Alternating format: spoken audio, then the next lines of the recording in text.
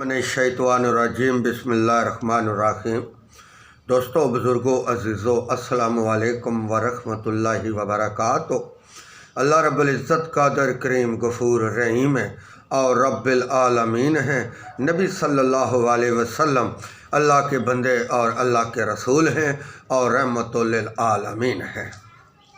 ماہ رمضان کی فضیلت اور اس کی خیر و برکات کا کون انکار کر سکتا ہے، جبکہ اللہ تعالیٰ نے اپنے کلام پاک میں اور حضور علیہ الصلوۃ والسلام نے اپنے ارشادات میں اس کی فضیلت اور حکمت بیان فرمائی ہے۔ اور لفظ رمضان کا معنی بھی یوں ہی ہے کہ روزے دار اس میں بھوک اور پیاس کی گرمی کی شدت برداشت کرتا ہے اور اسی طرح اس کے گناہ جل جاتے ہیں۔ جس طرح کہ انسان اللہ رب العزت کی رضا کے لیے روزہ رکھتا ہے تو بدن میں گرمی محسوس کرتا ہے۔ 11 مہینے تو کھاتا پیتا رہتا ہے، مگر ایک مہینہ رمضان شریف کا آ جاتا ہے جس میں دن کی گرمی، بھوک، پیاس برداشت کرنی پڑتی ہے، تو اس کا اللہ رب العزت پھر اجر عطا فرماتے ہیں۔ جس طرح بدن گرمی محسوس کرتا ہے، اسی طرح گناہ بھی گرمی محسوس کرتے ہیں اور جل جاتے ہیں، یعنی کہ ختم ہو جاتے ہیں۔ مگر قتل، چوری، غیبت، اس قسم کے گناہ جب تک انسان سچے دل سے توبہ نہ کرے یہ ختم نہیں ہوتے۔ بدفعلی، یہ ایسے مائی باپ کی نافرمانی کرنی، مخلوق خدا پر ظلم کرنا، سود کھانا، حرام کھانا اور رشتہ داروں کا حق کھانا، رشتہ داروں گوانڈیوں کے ساتھ ظلم زیادتی کرنی، نہ حق ان کا مارلب کرنا، اپنی گوانڈن کے ساتھ بدفعلی کرنا، ایسے جو گناہ عظیم ہیں یہ توبہ کے بغیر ختم نہیں ہوتے ہیں۔ اس میں توبہ پہلی شرط ہے۔ جب تک انسان اللہ رب العزت کے سامنے توبہ استغفار نہ کرے تو اب تک یہ گناہ معاف نہیں ہوتے، اور یا دہانی کرائے کہ یا اللہ، وعدہ کرے اے اللہ یہ گناہ میرے معاف کر دے، آئندہ کے بعد میں گناہ نہیں کروں گا، تو پھر یہ معاف ہوتے ہیں، ورنہ معاف نہیں ہوتے ہیں۔ اور سود خور حرام جو کھاتا ہے یا اللہ رب العزت کے ساتھ شرک کرتا ہے، نماز نہیں پڑھتا، تو یہ پھر تمام اس کی جو عبادت ہے، نیکیاں ہیں، یہ ختم ہو جاتی ہیں۔ جب تک اللہ رب العزت سے صلح نہ کرے، اللہ رب العزت پر پکا ایمان نہ رکھے، تقوی اختیار نہ کرے، رسالت پر ایمان نہ رکھے، تو پھر اس کے جو بھی کرے گا کام وہ گناہ ہوگا، بجائے ثواب کی گناہ ہوگا، بشرطے کہ توبہ کر لے، استغفار کر لے، اللہ رب العزت سے معافی مانگ لے، تو پھر اللہ اس کے گناہ بھی نیکیوں میں بدل دیتا ہے۔ ماہ رمضان وہ ہے جس میں قرآن کریم اتارا گیا، اس حال میں کہ وہ لوگوں کو راہ ہدایت دکھاتا ہے۔ اس میں ہدایت اور حق و باطن میں ممتاز کرنے والی آیات ہے۔ اس کی فضیلت بیان کرتے ہوئے حضور علیہ الصلوۃ والسلام نے ارشاد فرمایا، جس کو ابو ہریرہ رضی اللہ تعالیٰ عنہ نے روایت کیا ہے کہ آپ صلی اللہ علیہ وسلم نے فرمایا، اے میرے غلاموں، تمہارے پاس رمضان شریف اور برکت والا مہینہ آیا ہے۔ اللہ تعالیٰ نے تمہارے اوپر اس کے روزے فرض کر دیے ہیں۔ اس میں آسمانوں کے دروازے کھول دیے جاتے ہیں اور جہنم کے دروازے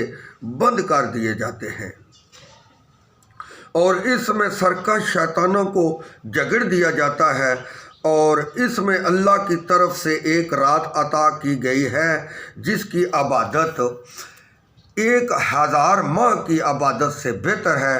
جس کو اس کی خیر سے محروم کر دیا گیا وہ تمام قسم کی بلائیوں سے محروم کیا گیا، چونکہ اس ماہ مقدس میں قرآن کریم عطا کیا گیا، جو اپنے حجاز کی وجہ سے لوگوں کے لیے ہدایت اور وصیت ہونے کے اعتبار سے حق و باطن میں تفریق کرنے والا اور حق کی طرف رہنمائی کرنے والا ہے۔ اس سے وہ مبارک مہینہ جس میں قرآن جیسی نعمت عظما عطا کی گئی، اس قابل ہے کہ اس کے ہر لفظ میں اپنے محسن حقیقی کا شکر ادا کیا جائے، دن کو روزہ رکھا جائے اور رات میں قرآن کریم سنا اور سنایا جائے، تاکہ نفس کی ایسی تربیت ہو جائے کہ وہ اس بار امانت کو اچھی طرح اٹھا سکے۔ اللہ رب العزت بعض کہتے ہیں کہ جو حضرت آدم علیہ السلام نے گندم کا دانہ کھایا تھا تو اس کا اثر 30 دن تک رہا تھا، تو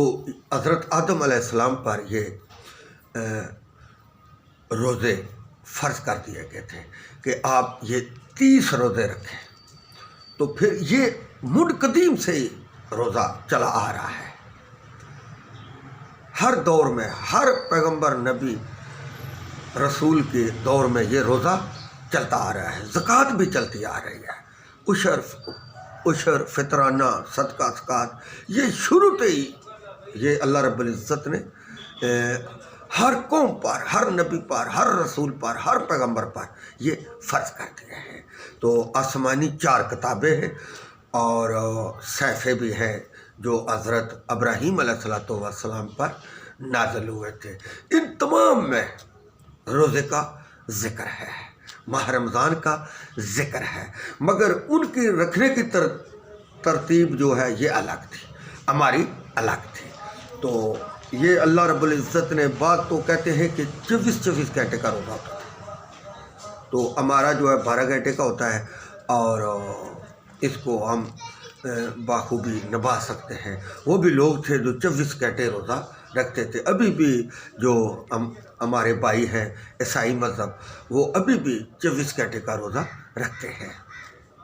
تو یہ اللہ رب العزت نے نبی صلی اللہ علیہ وسلم کی امت پر یہ فضل کرم رحم کیا اور اس کو گھٹا کر 12 گھنٹے کا کر دیا۔ تو ہم بدقسمتی سے